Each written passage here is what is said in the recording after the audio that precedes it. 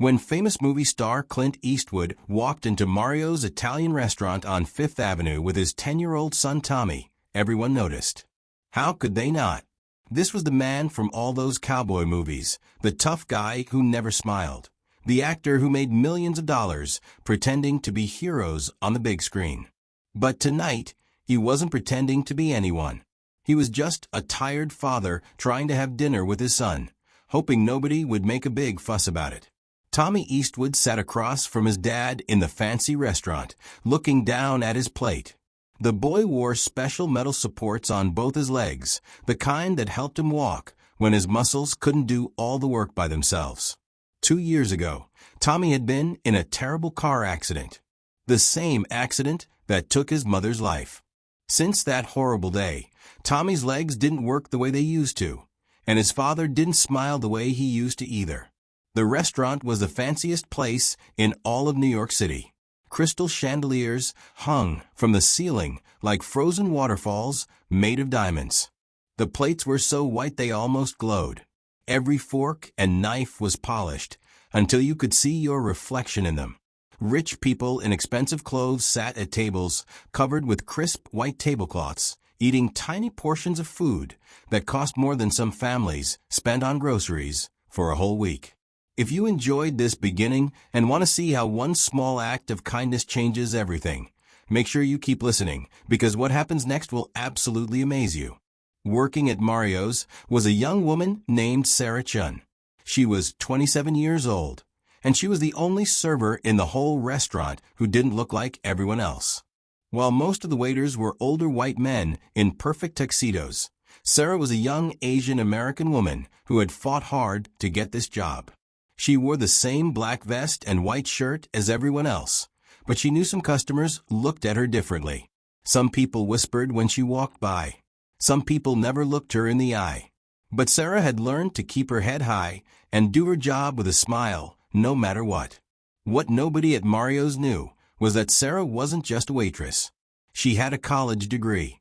She had studied child development at New York University, which is a fancy way of saying she learned everything about how kids grow up, how they learn, and how to help them when they face challenges.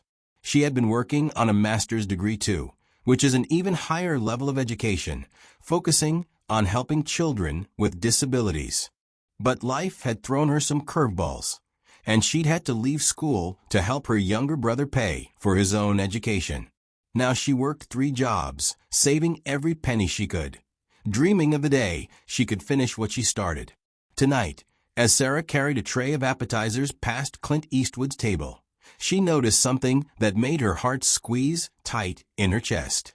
Tommy was watching the restaurant's piano player, and his foot was tapping under the table, trying to follow the rhythm of the music. But every time his foot moved, his father would reach over and put a hand on his knee, stopping him.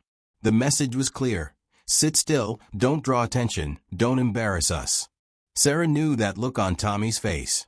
She'd seen it 100 times before on other children.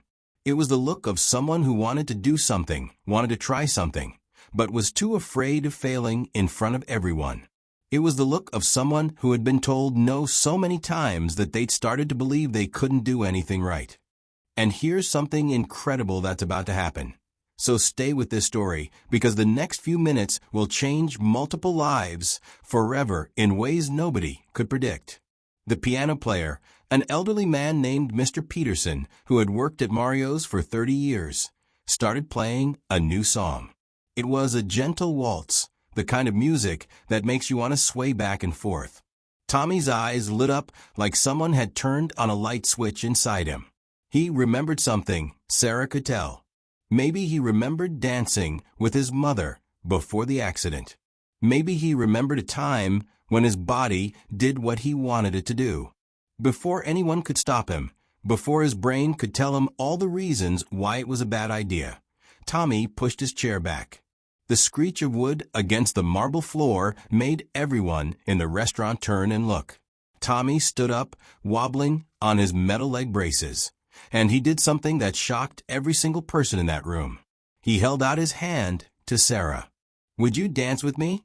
Tommy's voice was quiet, but in the silence of that fancy restaurant, Everyone heard him. Sarah froze. Her tray was still balanced on one hand. Her mind raced through all the rules she'd been taught. Servers don't interact with customers beyond taking orders. Servers definitely don't dance with customers' children. Servers who want to keep their jobs stay invisible and professional. But before Sarah could respond, another voice cut through the air like a knife. Absolutely not. That was Mr. Harrison, the restaurant manager. He was a man who cared more about rules than people, more about what things looked like than what they meant. He marched over to Clint Eastwood's table, with his face turning red. "Sir, please control your son. This is not appropriate behavior. This is a fine dining establishment, not a dance hall. Our staff are not here for entertainment." Clint Eastwood's jaw tightened. Sarah could see the famous actor's face doing something between embarrassment and anger. This was exactly what he'd been afraid of, exactly why he rarely took Tommy out in public anymore. Other people staring, other people judging, other people making his son feel like he was wrong just for existing. "Tommy, sit down," Clint Eastwood said, and his voice had that tone parents use when they mean business. "Right now. Keep watching, because what Sarah does next goes against every rule, risks everything she has, and starts a chain of events that nobody saw coming." Tommy's hand was still reaching out, but now it was shaking.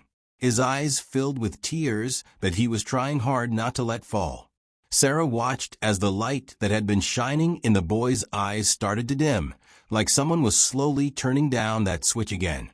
She'd seen this happen before too. The moment when a child stops trying. The moment when they decide it's easier to just give up than to keep facing disappointment. Sarah made a decision in that split second that would change her entire life.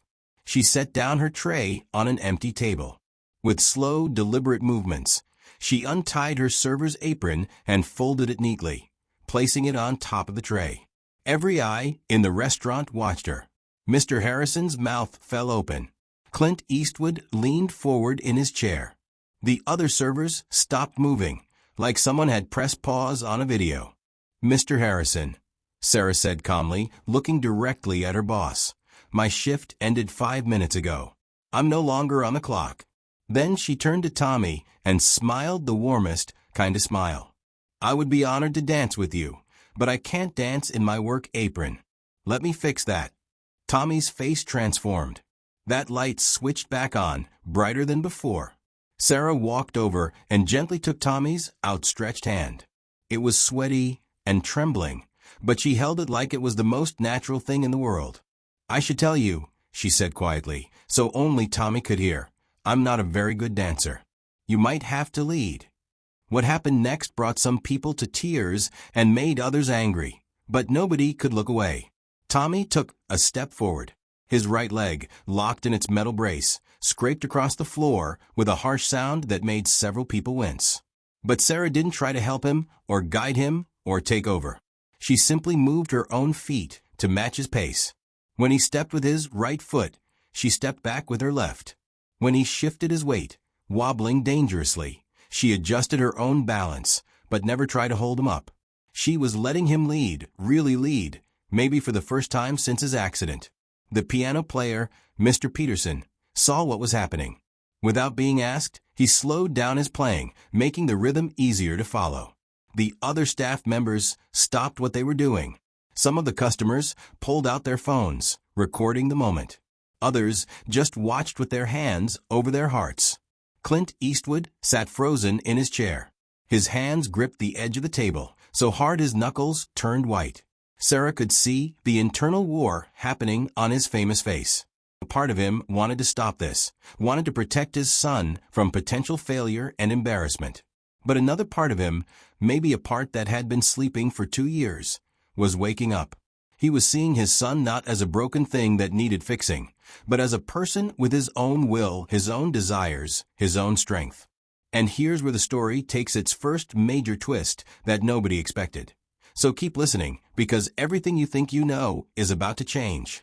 After 3 careful steps, Tommy's left brace caught on an uneven part of the floor. He started to fall forward. Several people gasped. Clint Eastwood jumped halfway out of his chair. But Sarah, with reflexes that came from somewhere deep and trained, didn't catch Tommy.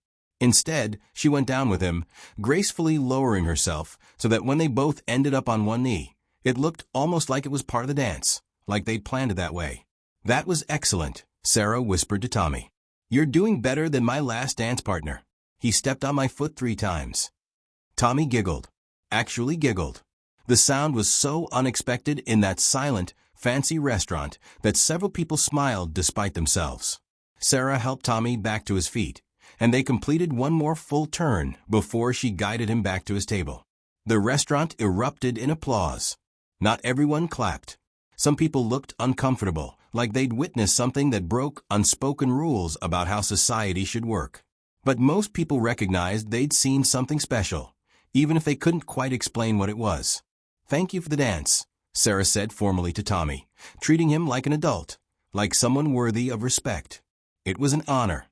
She turned to walk away, back to reality, back to the knowledge that she'd probably just lost her job. Mr. Harrison stood near the kitchen door with his arms crossed, his face a storm cloud of disapproval. Sarah had worked at Mario's for 3 years, and she knew that look. She'd be lucky if they let her finish out the week. But then Clint Eastwood spoke. "Wait," he said, and his voice carried that same commanding tone it had in his movies. Everyone stopped. Sarah turned around. The famous actor was standing now, pulling something from inside his jacket. It was a business card, cream-colored and expensive-looking. Clint Eastwood held the card out to Sarah. "What's your full name?"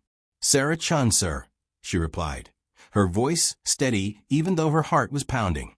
"Sarah Chun," he repeated, like he was memorizing it. "I'd like you to come to my office tomorrow morning, 10 o'clock sharp." He handed her the card.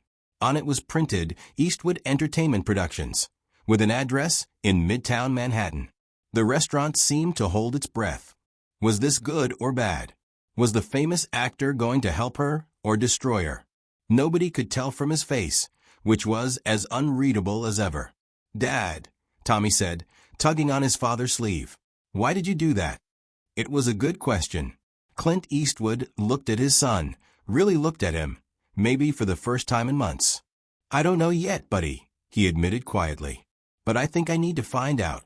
If you're wondering what happens when Sarah shows up at that office, stay tuned, because the revelations that come next will blow your mind, and this story goes places you never saw coming.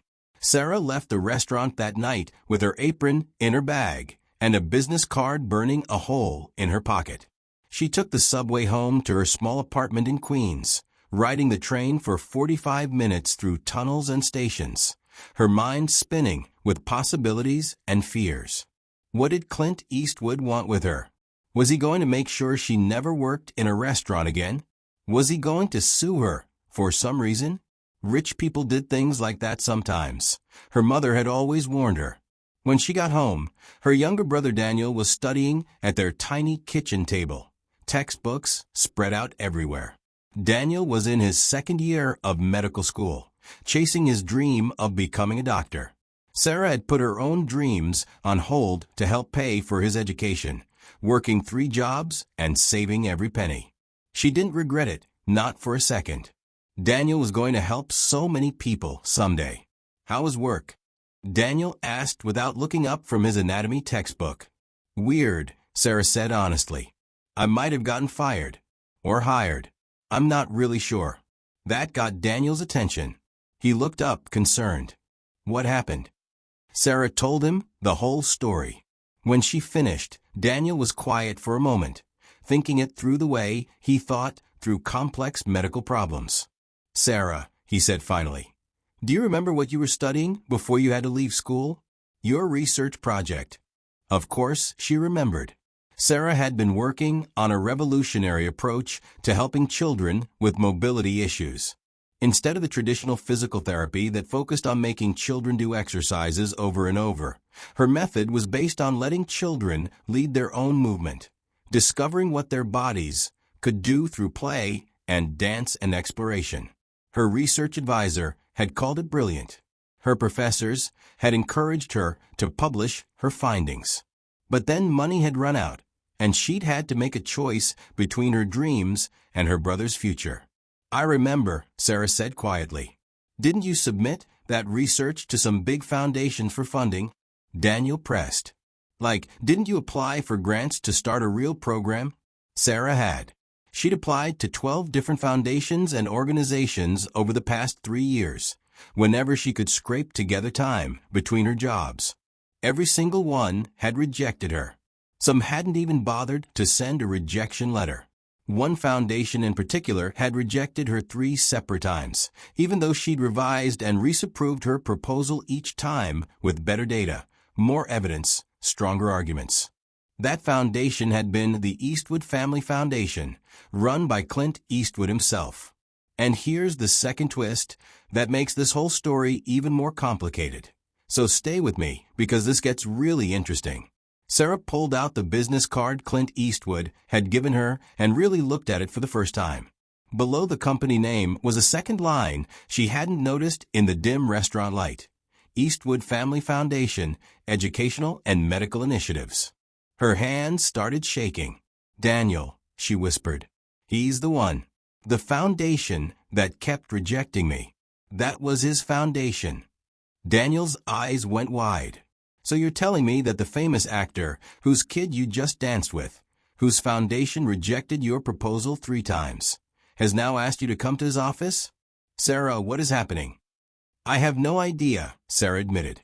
But somewhere in the back of her mind, a plan was starting to form. Maybe this wasn't just a coincidence. Maybe this was an opportunity. Maybe, just maybe, she could turn this strange situation into something that would help not just Tommy Eastwood, but hundreds of children like him. That night, Sarah couldn't sleep. She got up at 3 in the morning and pulled out all her old research papers, all her rejected grant proposals, all her notes and studies, and carefully documented case studies. She read through everything, reminding herself of what she knew, what she discovered, what she could offer. If she was going to walk into Clint Eastwood's office in a few hours, she was going to be prepared. By the time the sun came up, Sarah had a plan. It was risky. It might backfire completely. But she was tired of being invisible, tired of being told no, tired of watching children like Tommy struggle when she absolutely knew, there was a better way to help them. Make sure you keep listening, because when Sarah walks into that office, what she does next is absolutely fearless and changes everything. At 9:30 in the morning, Sarah stood outside a towering glass building in Midtown Manhattan. The Eastwood Entertainment Productions office took up the entire 40th floor. Sarah had put on her best outfit, a navy blue dress she'd bought at a thrift store and altered herself to fit perfectly. She carried a worn leather bag that had been her father's, containing her research papers and a laptop that was old but still worked. The lobby was all marble and modern art. The security guard looked at her suspiciously until she showed him the business card. Then his whole attitude changed. "40th floor, miss. Ms. Rodriguez will meet you there." The elevator ride up felt like it took forever and also no time at all.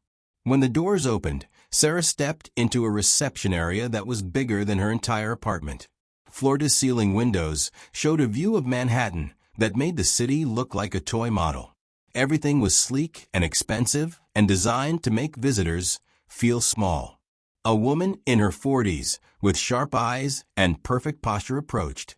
"Sarah Chin, I'm Linda Rodriguez, Mr. Eastwood's executive assistant. He's finishing up a phone call. Please follow me." Linda led Sarah through hallways lined with movie posters from Clint Eastwood's films. Sarah recognized them all. The cowboy movies, the cop movies, the war films. Images of Clint Eastwood looking tough and cool and completely in control. It was strange to think that the man in these posters was the same person she'd seen last night, looking lost and worried while his son asked someone to dance.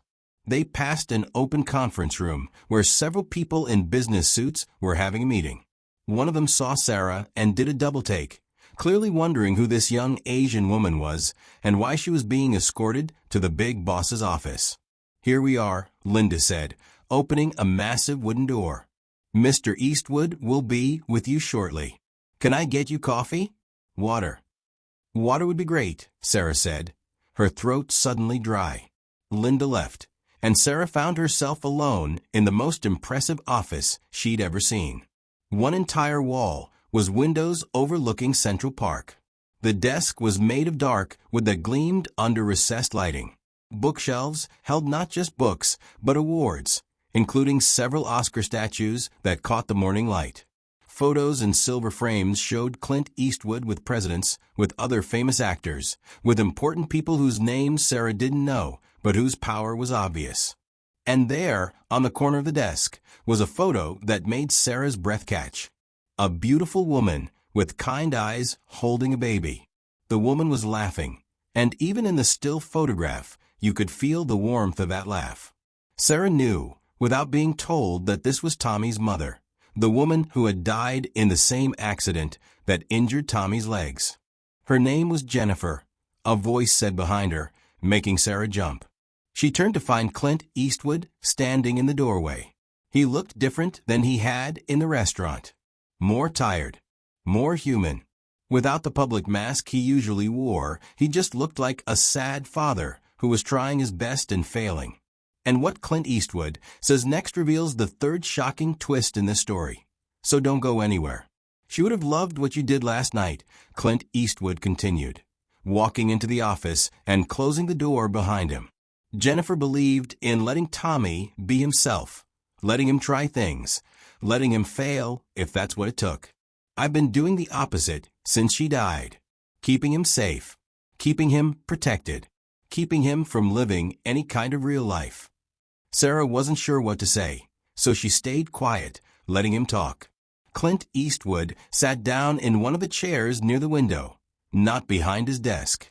It was a power move, Sarah realized, sitting beside her instead of behind the barrier of authority. He gestured for her to sit as well. I looked you up last night, he said bluntly. After we got home, after I put Tommy to bed, I called some people, made some inquiries. You want to know what I found? Sarah's heart pounded. What did you find? That you're not just some waitress who was kind to my son.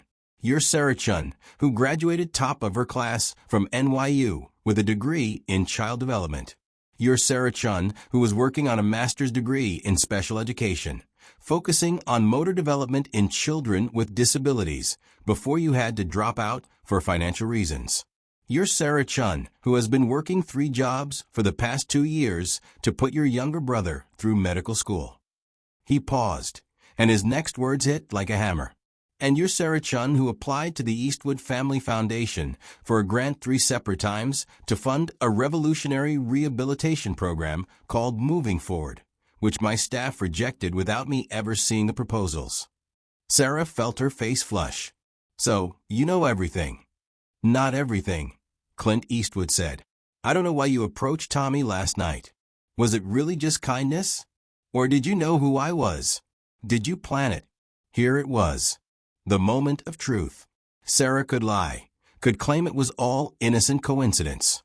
But that wasn't who she was, and it wouldn't help anyone. I knew who you were, Sarah admitted, looking him straight in the eye. I've worked at Mario's for 3 years. I've served you dinner 4 times, though you've never remembered me. The first time was right after you rejected my grant proposal the first time.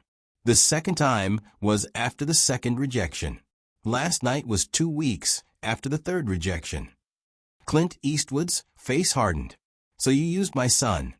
No, Sarah said firmly. I would never use a child. Tommy chose to stand up. Tommy chose to ask me to dance. I chose to say yes, but I didn't manipulate him into asking. What I did do was recognize an opportunity when it presented itself. An opportunity to get money from me. An opportunity to show you, not tell you, why my program works, Sarah corrected. Your staff rejected my proposals without reading them properly. They saw dance therapy and dismissed it as frivolous. They saw my age and my lack of institutional backing and decided I wasn't credible. But I knew if I could just show someone what the method actually does, how it actually helps children reclaim their sense of agency and control over their own bodies, they would understand. If you're thinking this conversation could go either way, You're right, and what happens next determines not just Sarah's future, but Tommy's as well. Clint Eastwood was quiet for a long moment. Sarah couldn't read his expression. Was he angry? Impressed? Disgusted? Finally, he spoke. I have hired the best specialists in the country to work with Tommy. Physical therapists with decades of experience. Neurologists from Johns Hopkins. Psychologists who specialize in childhood trauma. I've spent hundreds of thousands of dollars on his treatment. And in 2 years, he's made minimal progress. He can walk with braces. He can do his exercises. But he's miserable. He hardly talks anymore. He doesn't smile. Until last night, I hadn't seen him look happy since before the accident. He stood up and walked to the window, looking out at the city. Do you know what it's like to watch your child disappear? To see them turn from a bright, lively kid into someone who's just going through the motions? The accident took his mother and damaged his legs, but I think I'm the one who took away his spirit by trying so hard to fix him. Sarah felt a lump in her throat. Mr. Eastwood, children like Tommy don't need to be fixed. They need to be empowered. Traditional physical therapy treats the body like a machine, trying to force it to work a certain way. My method treats the whole child, letting them discover their own way of moving, their own way of being in the world. Dance is just the medium. The real therapy is in giving them back their sense of control. Clint Eastwood turned back to face her. I want to hire you. Sarah blinked. Excuse me. I want to hire you to work with Tommy. Full time. Whatever you're making at your 3 jobs combined, I'll pay you 5 times that amount. You can move into our guest house, be available whenever he needs you, help him the way you helped him last night. It was a dream offer. More money than Sarah had ever imagined making. The chance to really help a child who desperately needed it. Security for herself and for Daniel's education. Everything she'd been struggling for, handed to her on a silver platter. And Sarah said the one word that shocked Clint Eastwood more than anything else could have. No. This is the 4th twist, and it's about to teach one of the richest men in America something about what money can't buy. Clint Eastwood stared at her like she'd just spoken in an alien language. No. Did you just turn down an offer that would solve all your financial problems? Yes, I did, Sarah said calmly. Because I don't work for people who see me as someone they can buy. I don't work for people who think money solves everything. And I definitely don't work for people who rejected my professional proposal 3 times without giving it proper consideration, but who now want to hire me because I was nice to their kid. That's not fair, Clint Eastwood protested. I didn't personally reject your proposals. My staff handles hundreds of grant applications. Exactly, Sarah said, standing up now too. You have people who make decisions for you without bothering to investigate whether those decisions are good ones. You run a foundation that's supposed to help children, but you don't actually look at the proposals yourself. You let other people decide who's worthy and who isn't, and then you're surprised when the system doesn't work. Clint Eastwood's face flushed red. Nobody talked to him like this. He was a powerful man, a famous man, someone accustomed to respect and deference. But Sarah wasn't done. Tommy doesn't need a private therapist who works for you and answers to you and helps you feel like you're doing everything you can. He needs freedom. He needs space to explore what his body can do without his father hovering over him, trying to control every aspect of his recovery. He needs to be around other children who understand what he's going through, not isolated in a mansion with paid staff. You don't know anything about my son or what he needs, Clint Eastwood said, his voice dangerous and low. You're right, I don't know him well, Sarah agreed. But I know children like him. I've worked with dozens of them.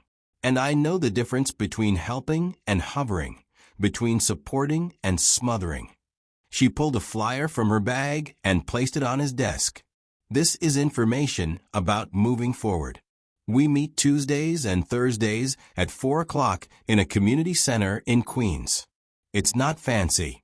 The building is old and the equipment is basic, and we're always 1 month away from having to shut down because we can't pay the rent. But the kids there are happy. They're progressing. They're finding their own strength. Sarah picked up her bag and headed for the door. If you want to bring Tommy to a class, the first session is free. If you want to fund the program properly, so we can help more children, my grant proposal is in your files, rejected but still valid. But I won't be purchased, Mr. Eastwood. I won't be your employee just so you can feel like you're helping your son while still maintaining control over every aspect of his life. She opened the door and looked back at him one last time. The session tomorrow is at 4. Tommy would be welcome, but you'd have to actually show up and actually participate, not just write a check and consider the problem solved. And with that, Sarah Chun walked out of the office of one of the most powerful men in entertainment, leaving him standing there with his mouth open, completely unsure what had just happened. Stay tuned, because what Clint Eastwood does next will surprise even him. And this story is about to take another unexpected turn. For the rest of that day, Clint Eastwood couldn't focus on anything. He was supposed to review scripts for 3 potential movies. He had a conference call with investors about a new production company he was launching. He needed to approve marketing materials for his next film release. But all he could think about was Sarah Chun walking out of his office, turning down more money than most people make in a year, telling him to his face that he was wrong about how he was handling his own son. The worst part was that she was right, and he knew it. That evening, when Clint Eastwood picked up Tommy from the special private school he attended, the boy was quiet as usual, staring out the window of their expensive car as their driver navigated through Manhattan traffic. "How was school, buddy?" Clint Eastwood asked, trying to sound casual. "Fine," Tommy answered automatically, not really paying attention. "Did you do anything interesting?" "Not really." This was how their conversations went these days. Short, meaningless exchanges that didn't communicate anything real. Clint Eastwood hated it, but he didn't know how to fix it. "Hey, Tommy," he said, making a decision in that moment. "How would you like to skip your physical therapy session tomorrow and do something different?" That got Tommy's attention. He turned from the window, suspicious. "Different how?" "That woman from last night, Sarah, she runs a dance program for kids. In Queens. I thought maybe we could check it out." Tommy's eyes lit up exactly the way they had in the restaurant. That same light switch turning on. "Really? You mean it?" Seeing his son's excitement made Clint Eastwood's chest hurt. When had Tommy stopped expecting good things? When had he started being surprised by any small kindness? "Yeah, I mean it," Clint Eastwood confirmed. "It's tomorrow at 4 o'clock. What do you think?" "Yes," Tommy practically shouted. Then, more quietly, like he was afraid the offer might be taken away, "Yes, please. I want to go." So that's how Clint Eastwood, famous movie star and one of the richest men in America, ended up the next afternoon in the parking lot of a rundown community center in Queens, helping his son out of their luxury car, while neighborhood kids rode by on bikes and stared at the vehicle like it was a spaceship. The community center was called Riverside, and it had definitely seen better days. The paint was peeling. One of the windows was boarded up. A hand-painted sign over the door said, "All are welcome here," in bright, cheerful letters that fought against the building's general air of decay. "Dad, are you sure this is right?" Tommy asked nervously. "Only one way to find out," Clint Eastwood said, and together they walked inside. What they found when they walked through those doors was the fifth twist, and it revealed that everything they thought they knew about the situation was incomplete. The inside of the community center was a complete surprise. While the outside looked neglected, someone had clearly put enormous effort into making the interior welcoming. Colorful murals covered the walls, showing children of all abilities dancing, playing, celebrating. Positive messages were painted everywhere. "Your pace is perfect. Different is powerful. Move your way." The large main room had been converted into a dance studio with mirrors on one wall and a smooth wooden floor that looked well maintained. But the biggest surprise was the people. There were about 15 children in the room, ranging from maybe 6 years old to teenagers. Some had leg braces like Tommy. Some used wheelchairs. Some had prosthetic limbs. One boy had crutches. A girl in the corner had cerebral palsy and moved with jerky, uncontrolled motions. They were all different, all dealing with different challenges, and they were all dancing. Well, dancing wasn't quite the right word. They were moving. Each child was exploring what their body could do, moving to music that played from a speaker system, following their own rhythm, their own rules. Some movements looked like traditional dance. Others looked like nothing Clint Eastwood had ever seen. But every child was focused, engaged, trying things, and most importantly, smiling. Several adults supervised, offering encouragement but not correction. "I love how you're exploring that turn, Marcus," one woman called to a boy in a wheelchair who was spinning in tight circles. "Jasmine, that weight shift was so controlled." Another adult praised a girl with prosthetic legs who was practicing balancing on one foot. And there, in the middle of it all, was Sarah Chun. She wore simple black pants and a tank top, and she was working with a young girl who looked about 7, demonstrating how to transfer weight from one foot to the other, not by telling her what to do, but by following the girl's own instincts and helping her understand what her body was already trying to accomplish. "Tommy." Sarah looked up and saw them. Her face broke into a genuine smile. "You came. Come on in, both of you." Tommy looked at his father, asking permission. Clint Eastwood nodded, and Tommy began making his way across the room, his braces clanking with each step. Several children looked over, but not with a staring curiosity that usually made Tommy uncomfortable. They looked with recognition, with understanding. These were kids who knew what it was like to move differently. "Everyone," Sarah called out, "this is Tommy. He's joining us today. Tommy, you can start anywhere. Just listen to the music and see what your body wants to do. There's no wrong way to move here." Then Sarah turned to Clint Eastwood, and her expression became more serious.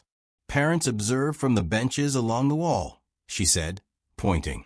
"We have a rule here. Adults watch, but they don't interfere unless there's a safety issue. The kids lead their own experience." Clint Eastwood nodded and moved to the benches, where 4 other parents sat. They nodded at him in greeting, and one woman's eyes went wide when she recognized who he was, but she didn't make a fuss. They were all too focused on watching their children. And here's where Clint Eastwood learned something that would fundamentally change how he understood his role as a father. For the next hour, Clint Eastwood watched his son in a way he hadn't watched him in years. Really watched, without trying to direct or correct or help. Tommy started out cautious, staying near the edge of the room, just swaying slightly to the music. But gradually, as he watched the other kids and saw that nobody was judging anyone, he became braver. He tried to turn and lost his balance. Instead of panicking or looking to his father for help, Tommy just caught himself, laughed a little, and tried again. The second time, he made it halfway through the turn. The third time, he completed it. A girl in a wheelchair rolled up to him. "Hi, I'm Emma. Want to try something together?" Tommy nodded shyly. Emma showed him a pattern where she would roll in a circle, and he would walk in a matching circle, both of them moving at their own pace, but creating a synchronized movement. It took them several tries to get the timing right, but when they finally did it, both children laughed with delight. Clint Eastwood felt his throat tighten with emotion. When was the last time he'd heard Tommy laugh like that? "First time," the woman sitting next to him asked quietly. She was in her 30s, wearing scrubs like she'd come straight from a medical job. "That obvious?" Clint Eastwood replied. "You have the look," she said with a kind smile. The look all parents have when they see their kids succeed at something they've been told might not be possible. "I'm Rachel. My daughter Amy is the one with cerebral palsy." Clint Eastwood watched Amy, the girl he'd noticed earlier with the jerky movements. She was now attempting to balance on one foot while holding a scarf, her movements uncontrolled but determined. "How long has she been coming here?" 6 months, Rachel said. Before moving forward, she was in traditional physical therapy 5 days a week. She hated it. She'd cry before every session. Her therapist kept saying she needed to try harder, needed to focus, needed to do the exercises exactly right. It made her feel like a failure. And now she asks me every day if it's a dance day, Rachel said, her voice thick with emotion. She's not moving any better, technically. Her cerebral palsy doesn't work that way. But her confidence is completely different. She knows what her body can do. She's not ashamed anymore. Those words hit Clint Eastwood hard. Tommy wasn't ashamed anymore either, at least not right now, not in this room. Subscribe to this channel right now if you want to see more stories about how small changes in perspective can create massive changes in lives. Because this story is about to reach a turning point that nobody could predict. Sarah appeared in front of the parents after about 45 minutes. Okay, everyone. We're going to do our closing circle. Parents, you're invited to join if you want, or you can keep observing. It's up to you.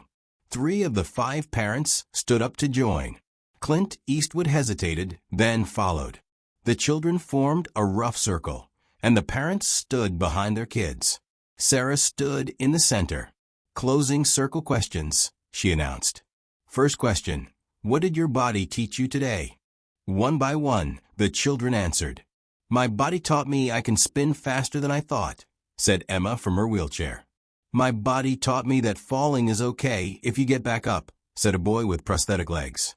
My body taught me that I don't have to move the same way as everyone else, said Amy with cerebral palsy.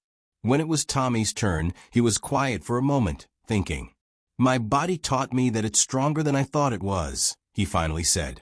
And that I can lead, not just follow. Clint Eastwood had to blink rapidly to keep tears from forming. Second question, Sarah continued. Who are you grateful for today? The answers varied. Children thanked Sarah, thanked each other, thanked their parents. When it was Tommy's turn again, he turned around to look at his father.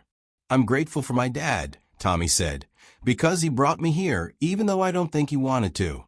That observation, coming from his 10-year-old son, who was apparently more perceptive than Clint Eastwood had given him credit for, made something crack open in the famous actor's chest. Tommy was right. He hadn't wanted to come. He'd been uncomfortable, skeptical, ready to prove this whole thing was a waste of time. But his son had needed him to try, and he'd done it, and look what had happened. After the circle broke up and children started leaving with their parents, Sarah approached Clint Eastwood and Tommy. So, she asked, what did you think? That was amazing. Tommy said before his father could respond. Can I come back? Please. Sarah looked at Clint Eastwood, letting him make the decision. We're here every Tuesday and Thursday, she said neutrally. Tommy's welcome anytime. We'll be here, Clint Eastwood heard himself say. Both days, if that's okay. Tommy's face broke into the biggest smile Clint Eastwood had seen in 2 years. But what Clint Eastwood didn't know was that Sarah had one more revelation planned, and it was about to completely change his understanding of everything that had happened.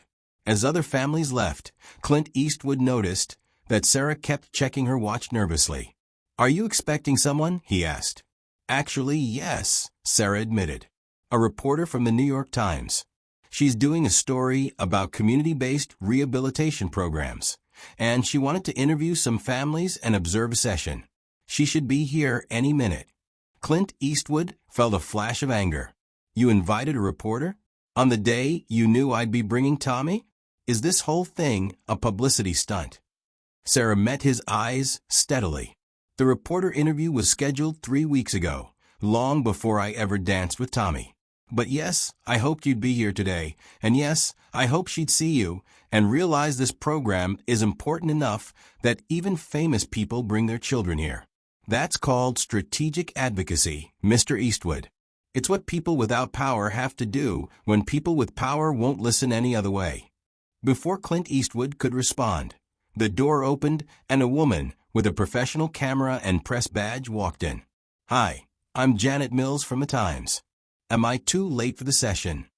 You're just in time for interviews, Sarah said smoothly. Then, to Clint Eastwood's shock, she turned to him. Janet, this is Clint Eastwood. His son Tommy just participated in his first session. Perhaps he'd be willing to share his perspective as a parent. It was brilliant and manipulative and infuriating. Sarah had backed him into a corner where refusing to talk to a reporter would look suspicious and mean-spirited, but agreeing to talk would essentially endorse the program, which would draw attention and likely funding to Sarah's work. Clint Eastwood looked at Tommy, who was watching his father with hopeful eyes, clearly wanting to do the interview, wanting to help the program that had made him feel so good. He looked at Sarah, who stood there calmly, not apologizing, not backing down, absolutely certain that what she was doing was right. And Clint Eastwood made a choice that would surprise everyone, including himself. "Sure," he said to the reporter. "I'd be happy to talk about what I saw here today." The sixth twist is that what starts as Sarah's strategic move to gain publicity becomes something much more profound. So keep listening, because you won't believe where this goes. The interview lasted 30 minutes. Janet Mills asked thoughtful questions about the program, about how it differed from traditional physical therapy, about the results families had seen. She interviewed Rachel and Amy, the mother and daughter with cerebral palsy. She interviewed Emma and her father. And then she interviewed Clint Eastwood and Tommy. "Mr. Eastwood, your son had his first session today. What brought you here?" Janet asked, her recorder running. Clint Eastwood could have given a safe, neutral answer. Instead, he surprised himself by telling the truth. "Desperation," he admitted. "I've spent 2 years and hundreds of thousands of dollars trying to help my son recover from an accident, and nothing was working. Not because the therapy was bad, but because I was approaching it all wrong. I was trying to fix him like he was broken, instead of supporting him while he figured out his own path forward." Janet's eyebrows rose. This was clearly a more honest answer than she'd expected from a famous person. "And what did you observe today that changed your perspective?" Clint Eastwood looked at Tommy, who was sitting beside him. "I saw my son smile for the first time in months. I saw him try things and fail and laugh about it instead of giving up. I saw him succeed at something nobody told him he was supposed to do. I saw him being a kid instead of a patient." "The Moving Forward program is currently operating on a shoestring budget," Janet said. "If you found it valuable, would you consider supporting it financially?" Here was the moment. Sarah stood across the room, her face carefully neutral, but Clint Eastwood could see the tension in her shoulders. This was what she'd been working toward. This was her plan. He should have been angry about the manipulation. Instead, he felt something like respect. The Eastwood Family Foundation rejected Sarah Chen's grant proposal 3 times. Clint Eastwood said clearly, on the record, "That was a mistake, a significant mistake that I take full responsibility for. I didn't review the proposals personally, and my staff dismissed a revolutionary approach to rehabilitation because it looked unconventional on paper." Janet Mills was writing furiously now, sensing a real story. "Effective immediately," Clint Eastwood continued. And he saw Sarah's eyes widen in surprise because this part wasn't planned. This was him going off script. The Eastwood Family Foundation is committing to fully fund the Moving Forward program for the next 5 years. Additionally, we're going to fund the construction of a new purpose-built facility that can serve 10 times as many children as this space allows. Sarah's hand flew to her mouth. Rachel started crying. Tommy grabbed his father's arm. "Really, Dad? You mean it?" "I mean it," Clint Eastwood confirmed. "But there's one condition." He looked directly at Sarah. "Miss Chun retains complete control over the program's methodology and direction. No interference from Foundation board members. No corporate oversight beyond basic financial accountability. This is her program, her vision, and it needs to stay that way to be effective." The room erupted. Parents hugged each other. Children cheered. Sarah stood frozen, tears streaming down her face, looking like she couldn't quite believe what was happening. Janet Mills had the biggest smile on her face because she knew she'd just witnessed something newsworthy. A powerful man admitting he was wrong and taking immediate action to correct it. But the 7th twist was still coming, and it would reveal the true depth of what was happening here. After the reporter left, and the celebration died down, and promises were made to meet with lawyers to work out the details, it was just Clint Eastwood, Tommy, and Sarah left in the community center. Tommy had fallen asleep on one of the benches, exhausted from the excitement and activity. "Why?" Sarah asked quietly. "That announcement, the full funding, the new facility, that was way more than I was hoping for. I expected you to make a modest donation to look good for the press. Why did you go so far?" Clint Eastwood was quiet for a long moment, looking at his sleeping son. "Can I tell you something I've never told anyone?" he finally asked. Sarah nodded. "The accident that hurt Tommy and killed my wife, it was my fault," he said, his voice barely above a whisper. "I was driving. We were arguing about something stupid. I don't even remember what. I took my eyes off the road for just a second. A truck ran a red light, hit the passenger side where Jennifer was sitting. She died instantly. Tommy was in the back seat. He survived, but with the damage to his spine and legs." Sarah didn't say anything, just listened. "I've spent 2 years trying to fix Tommy's legs because I couldn't fix the fact that I killed his mother," Clint Eastwood continued.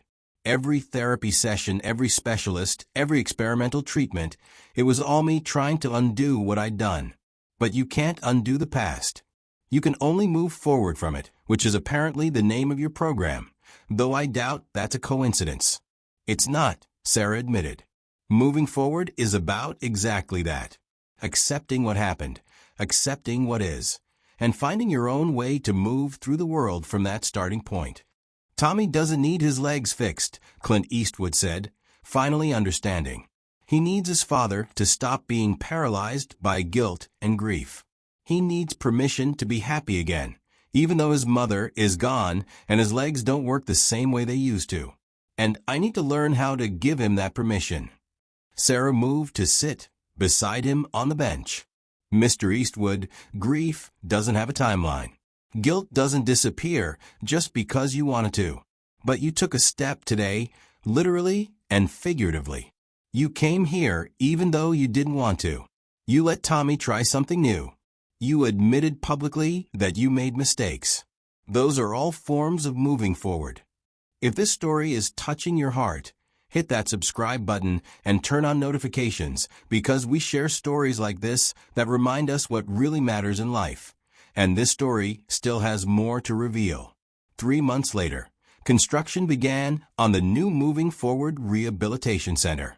It wasn't the biggest building the Eastwood Foundation had ever funded, but it was the most thoughtful. Every aspect of the design had been reviewed by Sarah, by families in the program, and by the children themselves. There were spaces for individual exploration and spaces for group activities.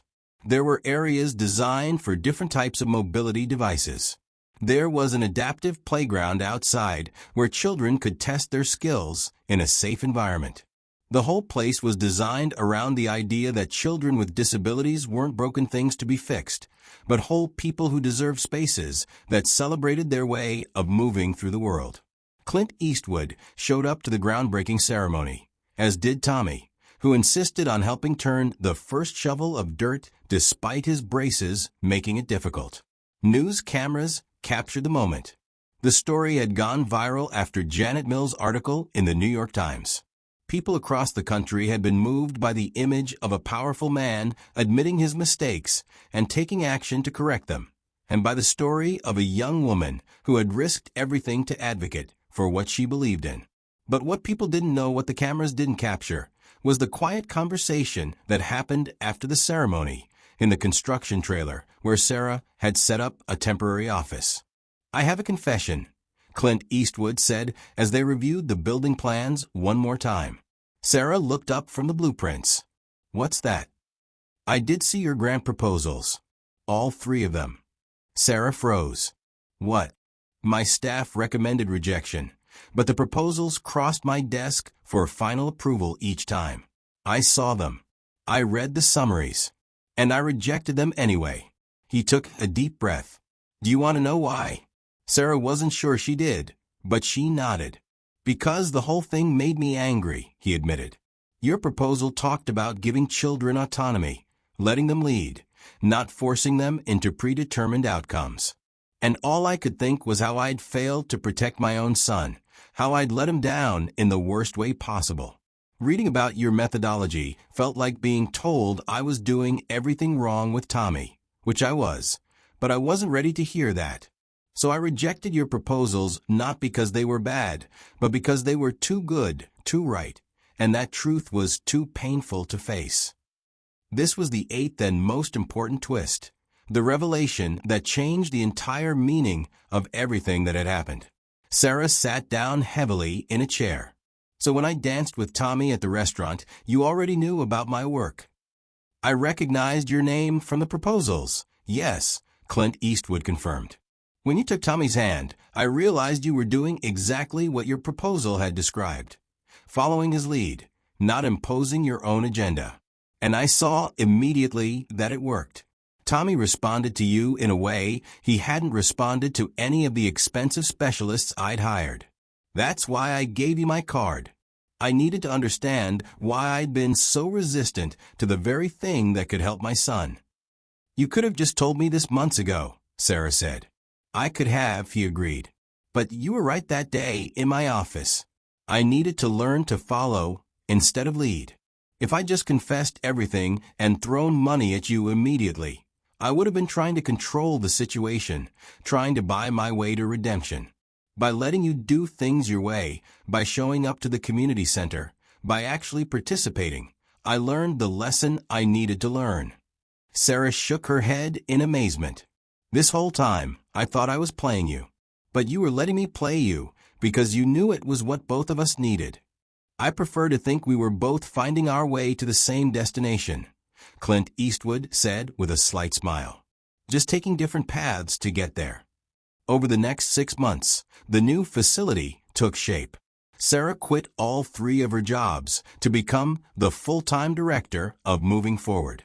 Her brother Daniel, who was in his final year of medical school, began volunteering at the center, integrating his medical knowledge with Sarah's rehabilitation philosophy. The program expanded from serving 15 children to serving over 100, with a waiting list of families desperate to try this new approach.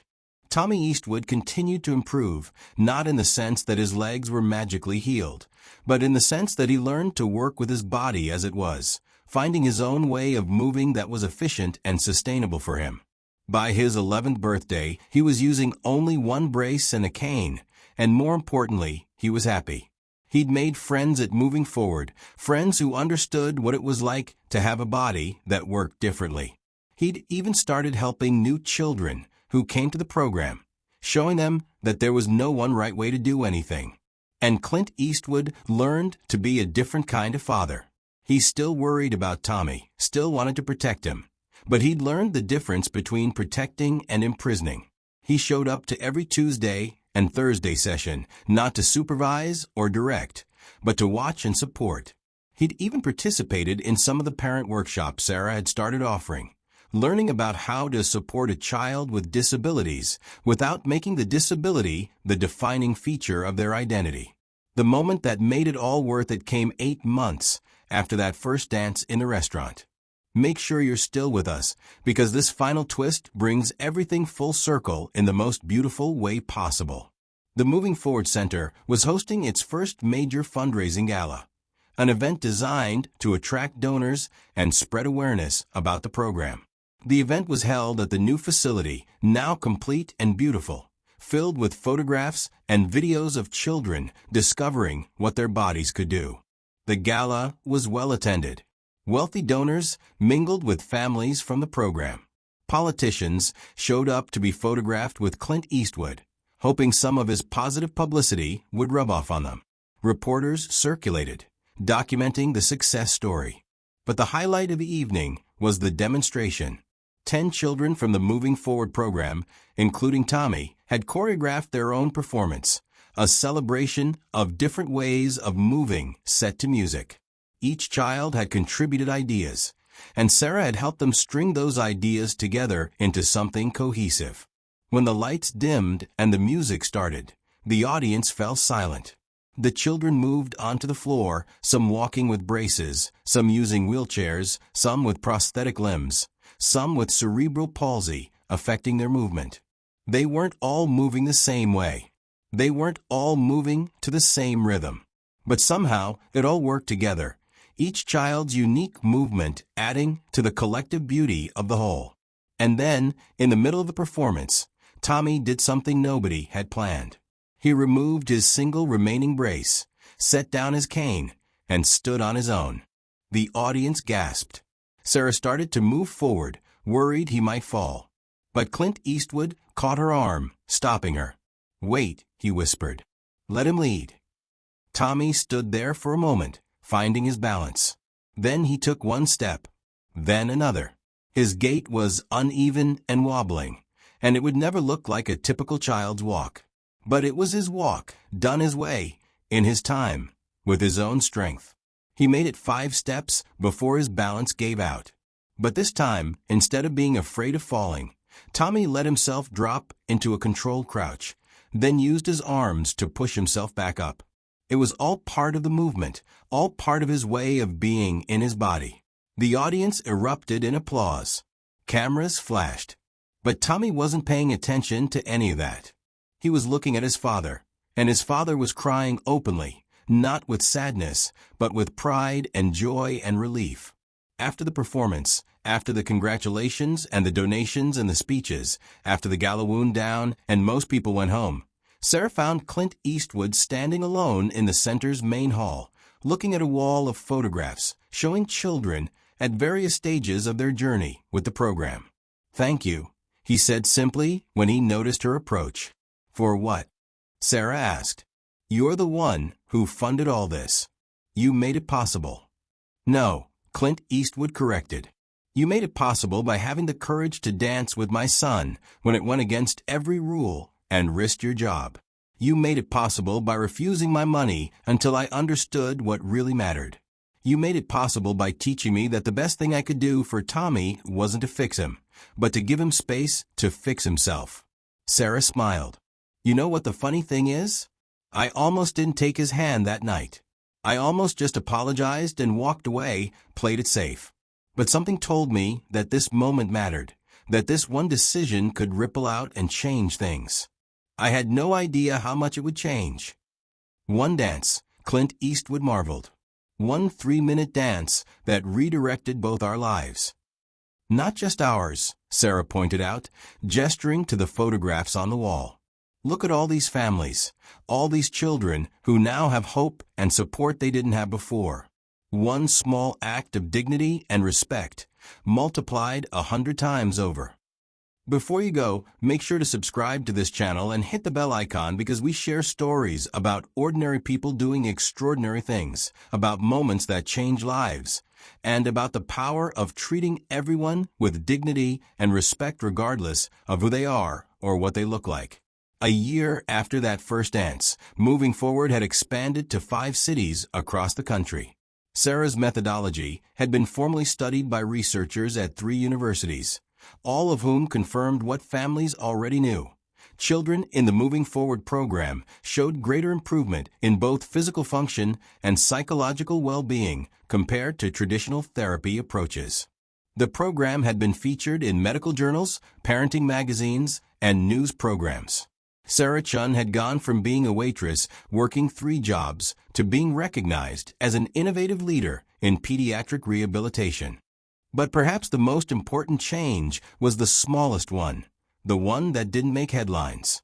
Tommy Eastwood, now 11 years old, had started a blog where he wrote about his experiences living with mobility challenges.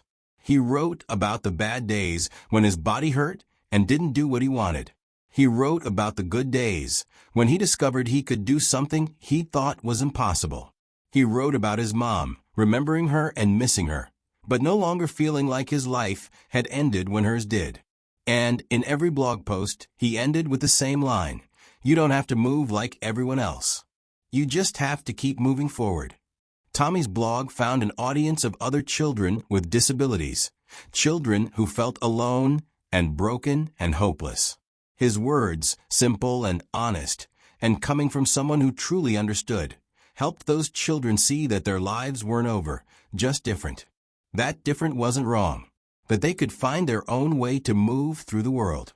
One evening, 2 years after that first dance, Clint Eastwood was tucking Tommy into bed when his son asked him a question. "Dad, do you think Mom would be proud of us?" Clint Eastwood thought about his late wife Jennifer, about her laugh and her kindness, and her absolute belief that every person deserved to be treated with dignity and respect. He thought about how she would have loved Sarah Chun immediately, would have recognized a kindred spirit. He thought about how she would have been amazed by Tommy's resilience and strength. "Yeah, buddy," he said, his voice thick with emotion. "I think she'd be incredibly proud.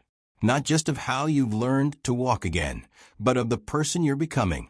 Someone who helps other people. Someone who's kind and brave and honest." "Are you proud of you?"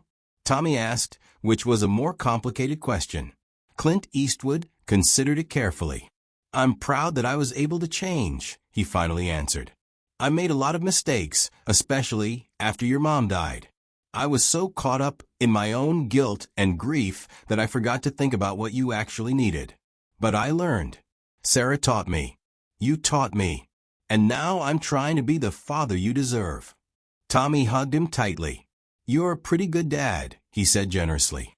After Tommy fell asleep, Clint Eastwood went downstairs to his home office. On his desk was a framed photograph from the Moving Forward Gala, showing Tommy mid-performance, balanced on his own 2 feet, without support, his face showing intense concentration and pure joy. Next to that photo was another one, older, showing Jennifer holding baby Tommy, both of them laughing. For 2 years, Clint Eastwood had been unable to look at photographs of his late wife without feeling crushing guilt. But tonight, for the first time, he looked at Jennifer's face and felt something different. Gratitude. Gratitude that he'd had her, even if not for as long as he'd wanted. Gratitude that she'd given him Tommy. Gratitude that her influence, her values, her belief in human dignity lived on through the work he and Sarah were doing. His phone buzzed with a text message from Sarah. Board meeting next Tuesday to discuss expansion to 3 more cities. Also, Daniel is defending his medical dissertation next month and wants the Eastwood family there. You up for it? Clint Eastwood smiled and typed back, "Wouldn't miss it. You two are family now." And that was the truth. Sarah Chun, the waitress who'd risked her job to dance with his son, had become one of the most important people in their lives. Not because of the program she'd created, though that was significant, but because she'd seen Tommy as a complete person when everyone else, including his own father, had seen him as a problem to be solved. She treated them both with dignity and respect even when she had every reason to be bitter about how she'd been overlooked and dismissed. Hit that like button if this story reminded you that every person you meet has value and deserves respect, and that small acts of kindness can ripple out in ways we never expect. 5 years after that first dance at Mario's Italian restaurant, Clint Eastwood found himself back at the same restaurant. He hadn't been there since that night, had actually avoided it because the memories were complicated.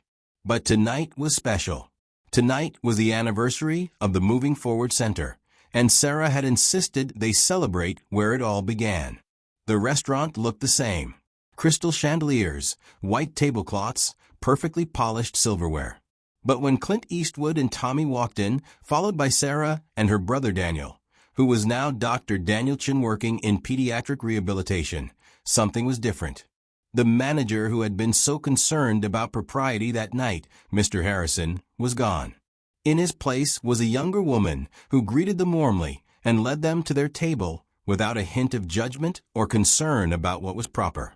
The piano player, Mr. Peterson, was still there, though his hair was whiter now. When he saw them come in, he smiled and began playing the same waltz he'd been playing that fateful night 5 years ago. Tommy, now 15 years old and walking with just a slight limp and no assistive devices at all, grinned at the familiar melody. "That's our song," he said to Sarah. "Would you like to dance?" Sarah asked with mock formality. "Actually," Tommy said, surprising everyone, "I was hoping Dad would dance with me." if that's okay." Clint Eastwood felt his throat tighten with emotion. "I'd be honored, son." Father and son stood up and moved to a small open space between tables. Other diners watched with curiosity. Tommy led, setting the pace, choosing the steps. His movements were confident now, practiced, his own unique style that worked with his body's capabilities. Clint Eastwood followed, letting his son guide him, trusting him. As they danced, Clint Eastwood remembered another dance, years ago, when Tommy had been small and Jennifer had been alive. They'd been at a wedding, and Tommy had stood on his father's shoes while they swayed to the music, the little boy giggling with delight. That memory had been too painful to access for years, locked away with all the other reminders of what he'd lost. But now, dancing with his teenage son, who had survived and thrived and become an incredible young man, Clint Eastwood found he could remember without the grief crushing him. He could remember the joy without the pain overwhelming it. He could hold both the past and the present, the loss and the growth, the mistakes and the redemption. When the song ended, the restaurant applauded, just as they had that first night. But this time, Clint Eastwood didn't feel embarrassment or discomfort. He felt pride.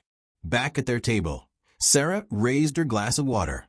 "A toast," she declared, "to 5 years of moving forward, to hundreds of children finding their own way of moving through the world, to families discovering that different isn't broken, to Tommy, who had the courage to ask someone to dance, and to Clint, who had the courage to let his son lead." They clinked glasses, and as they did, Clint Eastwood felt something he hadn't felt in a very long time: peace.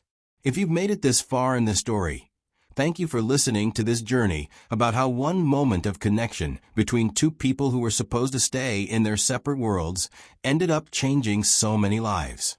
Remember to subscribe because we believe in stories that show the power of human dignity, the importance of treating everyone with respect, and the amazing things that can happen when we have the courage to break the rules that keep us apart. That night after dinner, the four of them walked through Manhattan together. Tommy and Daniel walked ahead, talking about some new research Daniel was conducting. Sarah and Clint walked behind, comfortable in the silence. "Do you ever think about how differently this could have gone?" Sarah asked eventually. "If I hadn't taken Tommy's hand that night? If you had just dismissed the whole thing and moved on?" "All the time," Clint Eastwood admitted. "I think about how close I came to losing my son, not physically but emotionally. He was disappearing into himself, and I was so focused on fixing his body that I didn't notice I was breaking his spirit." "You weren't breaking anything," Sarah said gently. "You were doing your best with what you knew. We all were." They walked in silence for another block before Clint Eastwood spoke again. "I never properly thank you, for what you did. Not just for Tommy, but for me. You could have let me keep making mistakes. You could have taken my money and let me stay uninvolved and controlling. But you didn't. You forced me to participate, to learn, to change. That couldn't have been easy." Sarah laughed softly. "Oh, it wasn't. There were days I wanted to just accept your first job offer, take the money, and make my life easier. But I knew that wouldn't actually help Tommy, and in the long run, it wouldn't help the program either. Real change requires real transformation, not just throwing resources at a problem." "Well, you transformed me," Clint Eastwood said. "Completely. I'm not the same person I was 5 years ago." "None of us are," Sarah agreed. "That's the whole point of moving forward. You don't stay the same. You can't. You either grow or you stagnate, and stagnation is just another form of dying." They caught up to Tommy and Daniel at the corner, waiting for the light to change. Tommy was laughing at something Daniel had said. His face lit up with joy and animation. Looking at him, you'd never guess the long, hard journey he'd been on. The accident, the injury, the grief of losing his mother, the struggle to reclaim his body and his sense of self. He'd been through things that would have broken many people, but he'd survived. More than survived. He'd thrived. Make sure to like, comment, and share this video if it moved you, because stories like this need to be told and retold, reminding us that our actions matter, that small kindnesses ripple outward, and that we all have the power to change lives if we're willing to see people as they truly are rather than as we assume them to be. 10 years after that first dance, Moving Forward had become a nationally recognized program operating in 23 cities across America. Sarah Chun had published 2 books about her methodology and had been invited to speak at conferences around the world. The Eastwood Family Foundation had expanded its mission to support similar programs focused on giving individuals with disabilities autonomy and dignity. And Tommy Eastwood, now 20 years old, was in college studying rehabilitation sciences, planning to carry forward the work that had saved his own life. But perhaps the most meaningful moment in those 10 years happened quietly, without cameras or fanfare or public recognition. It happened in the original Moving Forward Center in Queens at a Tuesday afternoon session. A new family had joined the program, a father and daughter. The girl, about 8 years old, had been in an accident that left her with mobility challenges. The father was clearly struggling, his face tight with grief and guilt, his every movement screaming that he was trying to control something that couldn't be controlled. Tommy, who now volunteered at the center while going to school, noticed them immediately. He saw himself and his father from 10 years ago, caught in the same painful spiral. During the session, when the girl was hesitant to try anything, afraid of failing in front of everyone, Tommy approached her gently. "Want to know a secret?" he asked quietly. The girl nodded. "The first time I came here, I was so scared I almost threw up," Tommy confided. "I thought everyone would laugh at me because I couldn't move right. But you know what I learned?" "What?" the girl whispered. "That there is no right way to move. There's just your way. And your way is perfect for you." He held out his hand. "Want to try something together? We can make it up as we go." The girl looked at her father, asking permission. The father's face was doing that thing, that mix of wanting to protect and wanting to control that Tommy remembered so well from his own dad. "She doesn't need your permission," Tommy said gently to the father. "She needs your trust. There's a difference." The father's eyes widened, and then slowly he nodded to his daughter. "Go ahead, sweetheart. Try it." And Tommy danced with the little girl, following her lead, letting her discover what her body could do, just as Sarah had done with him a decade before. The girl's movements were hesitant at first, then gradually braver. Her father watched with tears streaming down his face, seeing his daughter smile for the first time since the accident. After the session, the father approached Tommy. "Thank you," he said, his voice breaking. "I didn't know how to help her. I've been so focused on what she lost that I couldn't see what she still has." "I know," Tommy said with understanding. "My dad was the same way. But he learned, and you'll too. The hardest part is letting go of who you thought your kid would be and embracing who they actually are." The father nodded, absorbing this wisdom. "How did your father learn that?" Tommy smiled, thinking of Clint Eastwood, who even now, 10 years later, showed up to Moving Forward events, participated in parent workshops, and advocated publicly for disability rights. His father, who had gone from being a famous actor known for playing tough, unemotional characters to being an advocate for vulnerable children. His father, who had learned that real strength wasn't about control, but about having the courage to follow someone else's lead. He learned by showing up, Tommy said simply, by being willing to be wrong, by loving me more than he loved being right, and by trusting a woman who danced with me when she wasn't supposed to, which changed everything. That evening, Tommy called his father to tell him about the new family, about how he'd been able to help them because of what he'd learned from his own experience. Clint Eastwood listened with pride, recognizing that his son had become the person his mother had always believed he could be, strong, compassionate, and dedicated to helping others. Mom would be proud, Tommy said at the end of the call, echoing the question he'd asked years before. She really would, Clint Eastwood agreed. But Tommy, I need you to know something. What happened, the accident, my mistakes afterward, the journey we've been on, none of that erases the pain and the loss. But it doesn't define us either. We took something terrible and we transformed it into something that helps others. That's about as good as humans can do. Dad, Tommy said, I'm glad we went to Mario's that night. I'm glad I asked Sarah to dance. I'm glad everything happened exactly the way it did, because it led us here. Clint Eastwood felt tears prick his eyes. His son could say he was glad for the journey, even though the journey had been so painful, because he understood that we don't get to choose what happens to us. We only get to choose how we respond, how we grow, how we move forward. Before we end, make sure you're subscribed to this channel with notifications turned on, because we share stories that remind us what it means to be human, what it means to treat each other with dignity, and what it means to have the courage to change when change is hard but necessary. 20 years after that first dance at Mario's Italian restaurant, Sarah Chun and Clint Eastwood found themselves sitting together at a conference on disability rights and rehabilitation innovation. They were both keynote speakers, both recognized leaders in the field, both advocates for a more compassionate approach to supporting individuals with disabilities.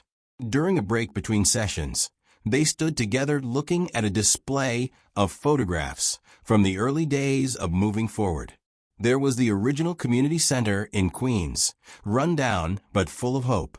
There was the first group of children, including Tommy at age 10 with his leg braces and hesitant smile. There was the groundbreaking ceremony for the first purpose-built facility. There was the gala where Tommy had walked without support for the first time in public. It's been quite a journey, Sarah said softly, taking in 2 decades of transformation captured in photographs. It has, Clint Eastwood agreed.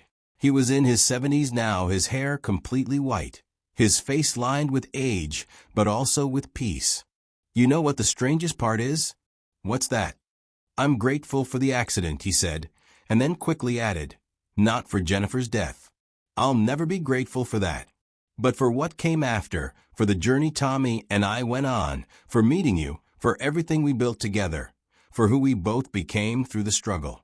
Is that terrible to say? Sarah considered the question carefully. No, she finally said. I don't think it's terrible. I think it's human. We can hold multiple truths at the same time. We can grieve what was lost and celebrate what was found. We can acknowledge the pain and recognize the growth. Both things are true. Tommy, now 30 years old and the Director of Innovation for the Moving Forward National Network, joined them at the photo display. He'd brought his own daughter, 5-year-old Jennifer, named after the grandmother she'd never met. Little Jenny was running around the conference center with boundless energy, her movements free and unencumbered in a way Tommy's had never been. Grandpa, Miss Sarah, they want us for a panel discussion in 5 minutes, Tommy announced. Miss Sarah, Sarah laughed. After 20 years, you still call me that? Force of habit, Tommy grinned. You'll always be the woman who had the courage to dance with a scared kid when everyone told you not to. And you'll always be the brave boy who asked, Sarah replied warmly. As they walked toward the conference hall, little Jenny ran up and grabbed her grandfather's hand. Grandpa, will you dance with me later? Clint Eastwood swept his granddaughter up in his arms. Absolutely. But you have to lead. Deal. Deal. Jenny agreed, kissing his cheek.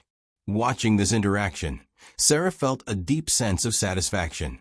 The lessons learned 2 decades ago in a fancy restaurant where a disabled child had asked a waitress to dance. Those lessons had rippled forward through time, affecting not just Tommy and Clint, but an entire next generation. Jenny would grow up knowing that different wasn't wrong, that dignity mattered more than perfection, that following could be just as powerful as leading. And this is where we end our story, friends. A story that started with one small act of courage and respect, and bloomed into a movement that changed thousands of lives. If this story touched you, if it reminded you of the power we all have to make a difference through simple acts of dignity and kindness, please subscribe to this channel, hit that notification bell, like this video, and share it with someone who needs to hear it. Because the truth is, we're all just one dance away from transformation. One moment of courage. One act of respect across the invisible lines that divide us. One choice to follow instead of lead, to trust instead of control, to see each other as complete human beings worthy of dignity rather than as problems to be solved or obstacles to be overcome. Clint Eastwood learned that lesson from a waitress named Sarah Chun. Tommy learned it from both of them. Hundreds of children and families learned it through the Moving Forward program. And maybe, just maybe, you learned something from their story too. The piano still plays at Mario's Italian restaurant. Different players now, but the same beautiful music. And sometimes, late at night when the restaurant is closed, if you listen very carefully, you can almost hear the echo of metal braces scraping across marble floors. The sound of a scared boy taking his first brave steps, the melody of a waltz that changed everything, and the gentle reminder that we all move through this world differently. And that's exactly as it should be. Thank you for staying with this story from beginning to end. Thank you for caring about the characters and their journey. And thank you for being the kind of person who believes, as we do, that every person deserves dignity, respect, and the freedom to move forward in their own way, at their own pace, creating their own path through life. Don't forget to subscribe, like, comment, and share because stories like this need to be told and retold, reminding us again and again that we have the power to change the world, one small act of courage and kindness at a time. The journey from that first dance to a nationwide movement took 20 years, but it started with just 3 minutes of music and one brave choice to say yes when the world expected no. Keep moving forward, friends. In your own way, at your own pace, creating your own beautiful rhythm. That's what Sarah taught Clint, what they both taught Tommy, and what all of them are teaching the world. And that's a lesson worth learning, no matter who you are, no matter where you've been, no matter what challenges you face. We all deserve the dignity of leading our own dance.